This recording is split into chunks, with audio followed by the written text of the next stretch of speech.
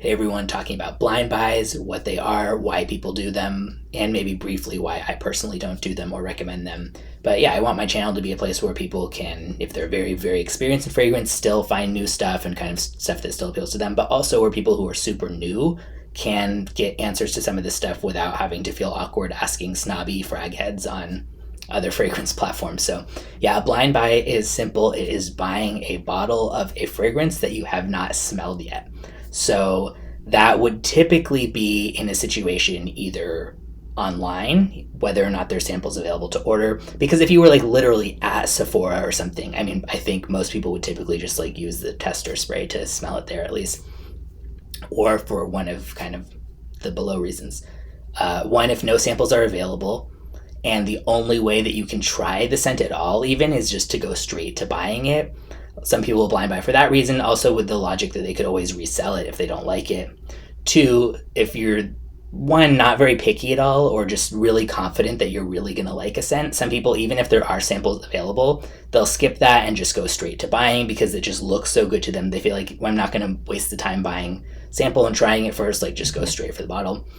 Three, some people are located in an area where shipping costs a lot, so they don't want to have to or can't afford to like risk doing multiple orders and paying that same shipping cost every time for like first just a little sample and then if they like it, the bottle. Four, I saw someone say this and honestly, it's kind of a compelling reason. The thrill. There is something that's very thrilling about the idea of just like going for it and even if a bit impulsive and just kind of like the gamble of seeing if it'll work for you. And five, and these are not exhaustive, I'm sure there's other reasons people have, but these are kind of some of the big ones. Five, collecting. So for example, say that someone really is a big fan of a certain fragrance house and they want to own everything by that, especially like a niche one that doesn't have like hundreds or something like that. Then they might just go straight to buying and figure like, okay, I still want to own that and be able to smell it even if I don't end up loving it. And some people like to have really big collections and just have a lot to choose from and not everything has to be a love for them. But yeah.